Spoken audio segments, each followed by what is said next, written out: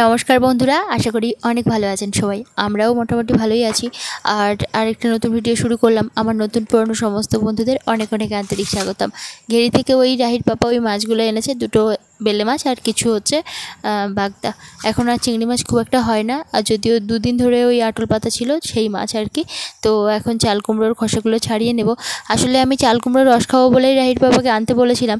তো দুদিনই আর কি চিংড়ি মাছ দিয়েই খাওয়া হয়ে গেল।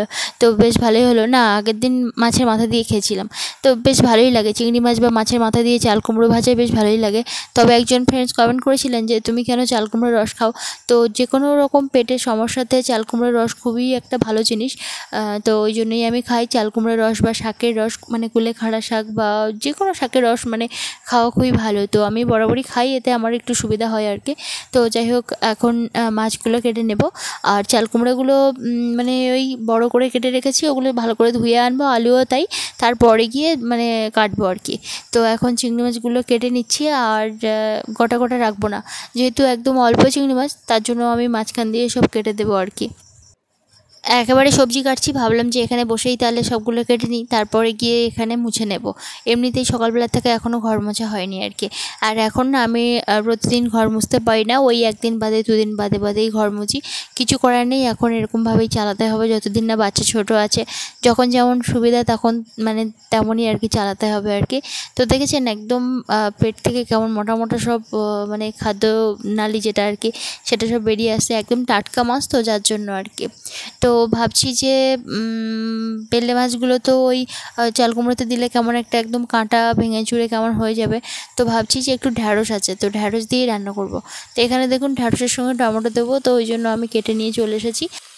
আর গ্যাস ওভেনের না এই সাইডের এইটা ভেঙে গিয়েছিলো এইটা, তো ওই জন্য আমি একটা কিনে আনতে বলেছিলাম। আর এই সাইডের একটা এখনও মোটামুটি বেশ কিছুদিন চলবে, তো ওই জন্য আমি রেখে দিয়েছি।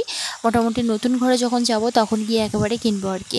তো এমনি রাইট বাবাকে বলছিলাম যে নতুন করে একটা ওভেন নিই, তাহলে বেশ ভালো হবে। এই ওভেনটা অনেক দিন পুরানো, অনেকটা জায়গায় অনেক নষ্ট হয়ে গেছে। তো রাহির বাবা বললো এখন মোটামুটি চালিয়ে নাও, যখন আমরা নতুন ঘরে যাব তখন গিয়ে তোমাকে একটা ওভেন কিনে দেবো। তো বললাম যে ঠিক আছে, এখন তাহলে চালিয়ে নিই। আর এর আগে পর্যন্ত ভিডিও আমি আপলোড করেছি, মানে গতদিন।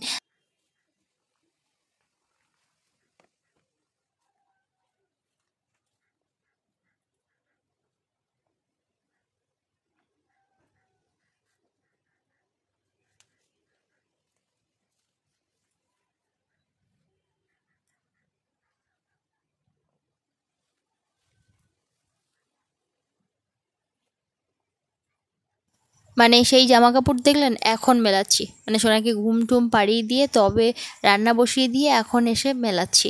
ওদিকে তরকারি হতে থাকছে আর এদিকে জামা কাপড়গুলো মেলাচ্ছি। অনেক বন্ধু কমেন্ট করেছেন যে ডেটল জলে ধুতে। আমি মাঝে মাঝে যখন কমফোর্ট দিয়ে ধুই তখন গিয়ে ডেটল দিই না।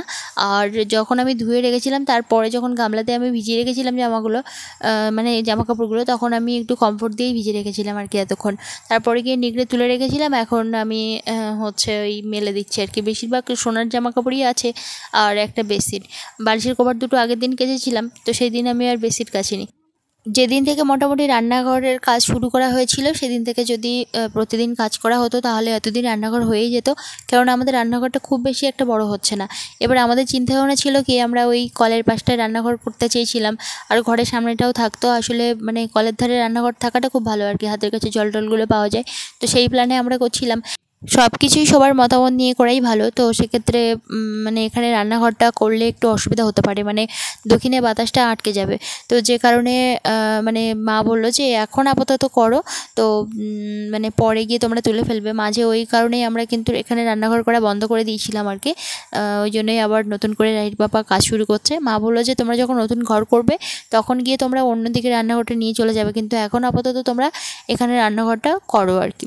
তো সেই জন্যই আমরা কিন্তু যে চিন্তাভাবনা করেছিলাম যে পার্মানেন্টভাবে যেরকম মানে টিন টিন দিয়ে ভালো ভালো করে বানাবো, ছোট্টর উপরে একটা সুন্দর করে বানাবো, আর হচ্ছে বেতের বেড়া দেবো চারপাশটায়, এরকম ভেবেছিলাম। কিন্তু আপাতত তেমন কোনো কিছুই করছি না, মোটামুটি একটু সাময়িকভাবে রান্না করার জন্যই বানিয়ে ফেলছি। আমাদের যেহেতু গ্যাসটা ব্ল্যাকে তুলতে হয়, ওই জন্য আমরা খুব বেশি আর কি গ্যাসে রান্না করি না। বেশিরভাগ টাইমটাই আমার ভিডিওতে দেখেছেন আমি উনানেই বেশি রান্না করি।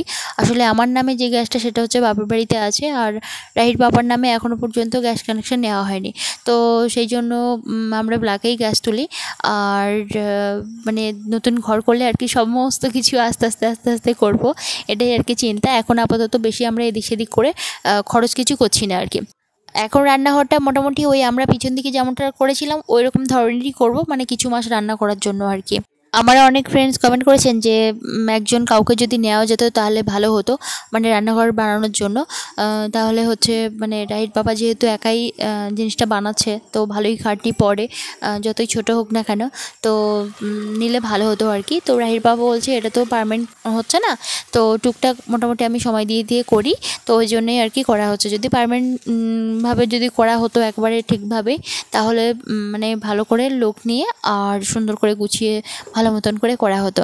তো ওই জন্য রাহির বাবা বলছে থাক, অত চাপ নেওয়ার দরকার নেই, এখন আপাতত রান্না করার জন্য তুমি যাতে একটু উনানে রান্না করতে পারো সেরকম টাইপের করে দিই, তো ওই জন্য আর কি সেভাবে করা হচ্ছে। আর এখন পরে এখন কোথায় কেমন রান্নাঘর করতে হবে কোন জায়গাটায় সেরকম তো কোনো রকম বুঝতে পারছি না, তো ওই জন্য আমরা এখন সেভাবে সেই দিকটাই করতে পারছি না।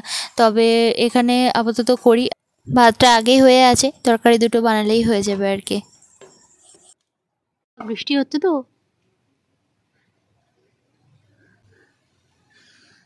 ভালোই বৃষ্টি হচ্ছে।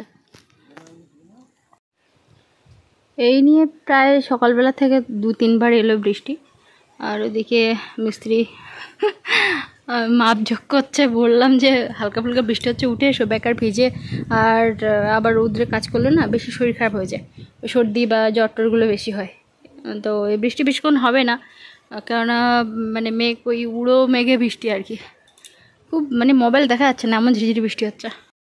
সোনা ওদিকে ঘুম থেকে উঠে গেল, ভাবলাম যে ঘুমিয়ে গেছে ভালোই হলো, রান্নাটা সেরে ফেলি, তারপরে গিয়ে চট করে চান করে নেব। তারপরে হচ্ছে এমনিতেই সোনা খুব একটা বেশি ঘুমোয় না দিনের বেলা, তো সে আর হলো না। রান্নাবান্না শেষ করতে না করতেই আমার মেয়ে উঠে পড়েছে, এখন আমার চান টান হয়নি। তো রাহির বাবা এদিকে কাজ করছে, যার জন্য ওর কাছে দিলে ও খুব বেশি খেয়াল রাখতেও পারবে না, দুপাশে আবার পুকুর আছে।